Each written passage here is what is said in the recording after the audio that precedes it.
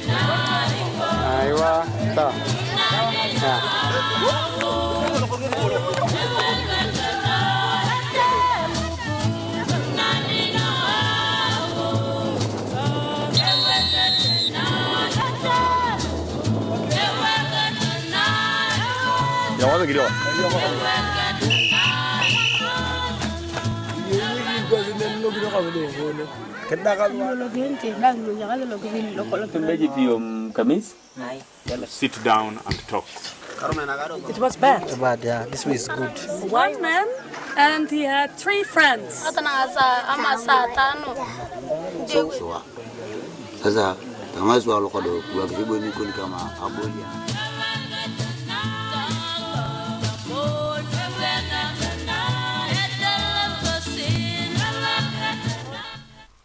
While we've seen some parts of East Africa are using sports to bring cattle rustlers together, Rahman, India and Pakistan are using cricket as a unifying factor. Yeah, definitely. Cricket has been used always as a tool to peacekeeping, to restore the peace and to reduce the tension, especially in the case of Pakistan and India. Pakistani people and Indian people, they are very much interested in cricket because it is very difficult and sometimes it's impossible for them.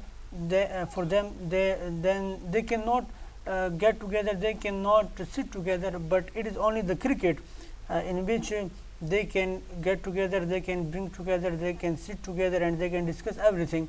As we have seen in the semi-final of Pakistan and India, people, thousands of people went to India and they have celebrated a lot of events there. So same like that, Pakistani Prime Minister went to India and they have signed a lot of agreements with India. So cricket has been cricket has been playing a very positive role, especially in Pakistan and India case. Yeah. Flora, Tanzania plays a very key role in international peacekeeping. Is sports used as one of the main tools? Yeah, sports is one of the main tools, and I think sport is a beacon of hope for peace building and developments worldwide. It has the power to unite people because with sports, people can be together, and I think sport is a universal language that can make a powerful tool to promote peace and tolerance, understanding. So, for example, Tanzania is a host of several countries that are fighting refugees. Is a host of several refugees from the fighting countries such as the Democratic Republic of Congo, Rwanda, and Burundi. And in the camps where these refugees live, they do a lot of sports activities. So the government also organizes international sports for refugee, different teams, like team from Uganda, Rwanda can play with Burundi. So by bringing them together like that, they are leaders who are from the conflicting parties join, they are together, they come to those international sports, and through that they sit down and discuss and reach to an agreement to the point that they agree on different issues like bringing peace in their countries. You've talked about sitting down and agreeing. Sitting down in Tanzania could be totally different. Do they take what they have learned through the sports events back home? Yeah, I think they do. For example, the government had just organized 2-3 years ago. They organized a match between Burundi and Rwanda. And Burundi and Rwanda are among the tribes that are now in a fight. And then these two teams from different tribes were together, they sat together, they played together, and then through that they get to know each other well. Maybe in their home countries you might find they don't sit together like what they can do through sports. Well, you two can join us in the discussion. We are discussing the role of sports in peace building. Our email is insidesports@yahoo.com, and here we've received already one from Terry. Terry says there are historic rivalries with no amount of peace building can change. Even today, support for certain football teams in the UK are divided along religious lines, Rangers and Celtic being the most prominent example.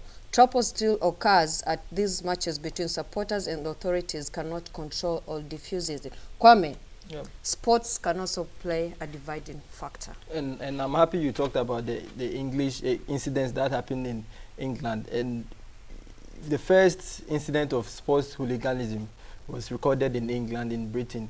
And the English fans talk about Rangers, Celtic, talk about Manchester United, Chelsea, talk about Liverpool. They are fighting among themselves. Not only are the clubs fighting, but the fans are fighting among themselves. Look, in 1994 at the World Cup, the organizing committee of the USA 1994 World Cup was happy England did not qualify for that World Cup because they thought there were going to be hooligans from England to the World Cup. And I read a statement from the chairman of the organizing committee, is Alan Rothenberg. He said there were 3 countries in the world whose presence would have created logistical and security problems if they had qualified for the World Cup.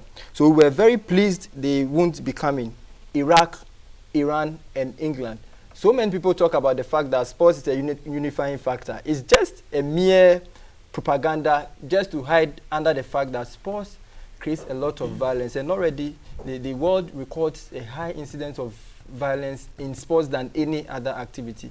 And I tell you, all those people who talk about the fact that sports is the unifying factor are just saying that because they think it's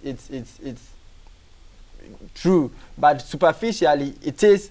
But down there is a lot of rivalry among fans. Kwame, you've brought in something about hooliganism. And I just want to understand, is this hooliganism that's causing division among countries or division among tribes? Exactly, that is what is creating the problems. Look, not only in football, there are several incidents, even in swimming sports. Give us the incidents. Swimming in 1956 at the Olympic Games, Hungary and Soviet Union, now Russia, were engaged in the swimming, just polo swimming sport. And one of the Russian fans, he was just swimming like this and hit the Hungarian athlete. And it caused the problem. Fans in the stands decided to fight amongst each other. Just last 2 years at the Australian Open, when Novak Djokovic was playing a US tennis player, there was fight amongst them because they thought because the Serbian was dominating the American, it wouldn't happen. And so the Americans decided to fight back the Serbians in the stands. So those sports, sometimes when things are going on well, you think, yeah, it's all good. But let me tell you, it's disaster. One writer, George Orwell, and I quote him, he says, serious sport has nothing to do with fair play. It is bound up with hatred, jealousy, boastfulness, disregard for rules and regulations, and it's all about witnessing violence. And he put it simply. He said sports is war minus shooting. The only thing that we don't see on the field is shooting. That's right. I want to say something. Yeah, I really respect the opinion of my respectful colleague, but I want to say that there is always some positive and negative aspect of everything. Yeah, of course, he has given a lot of example. He's true, but we don't say that sport can resolve everything, every conflict, every problem. Yeah, sport can reduce the tension. Sport give you the way by which you can go to the destination. You can achieve the positive things.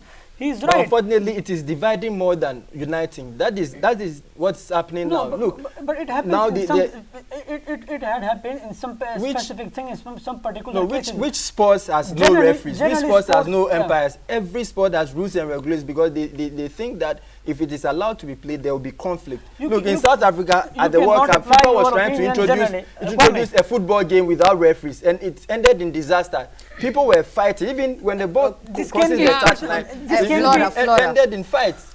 Flora, Yeah. Kwame has brought in a very interesting issue that the same sport is using to divide people. But the question is, can you use the same sport to bring the people together, to unify these fans who are fighting, these tribes are fighting? Can you use it? Yeah, Yeah. absolutely. Because as Rehman said, sport alone Yeah. cannot stop, cannot bring peace, but is a tool, is a way. But is a it is step. ending up bringing Yeah, it's a- violence, it's the bringing line, it's the death, line. and all that. Look, every country you go to, there's rivalry between bigger clubs. In Holland here, between Ajax and Feyenoord fans, there is so much rivalry to the extent Kwame, that just an example in 1997, Can we In have 19 Flora tell us just why an, sports? why mean- sports? Even the United Nations, irrespective to, body in the world, also uses sports. For example, recently, the General Secretary of UN, Ban Ki-moon, was in Uganda. And within that peaceful visit, they organized a sports day, and that was between ministers and members of parliament was from merely- different parties. they could have who are- organized a cultural dance. They could have organized I'm just a party. giving you an example. So these people, even the Ban Ki-moon also participated in the sports, and that was a good start for him to bring ministers from different opposition parties to sit together. But I'm telling you, by calling them without sports, it couldn't statistics work that gathered way. indicate that sports is bringing more violence than I want to, peace. Look, the West I want to share- African disaster occurred through sports. It was a stadium disaster. Even elections are not resulted in mass deaths, than that. Sports is bringing. I want to give you Rahman, yeah, just that the people- last I it's want a to share with perception. you. Yeah. I want to share with you the statement of our president, Pakistani president. He says that is the cricket which provided an opportunity for the leadership to get together. It is the cricket. If sports was not there, it was very difficult for both countries' leadership to get together, to bring together and start the table talk again. And cricket has played a very positive role. And now the recent news is that 45 prisoners have been released by Indian because of that talks which have been delivered in the India.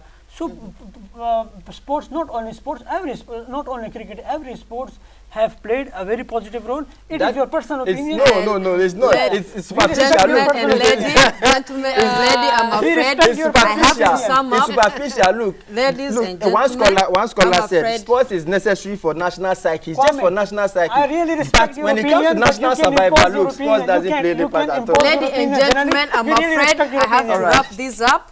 I wrap up with one question. Does sports unify or divide, Kwame? Sports device. A Flora, coach is does a it chief unify commander or in a war. divide? It unifies. It unites people, yeah. There you have it. Sports can either divide or unify. And it's upon us ourselves to think which side this sport can really be, either unifying or divided. That has been our discussion today. More discussion on Inside Sports tomorrow at 5 p.m. Enjoy the rest of your viewing.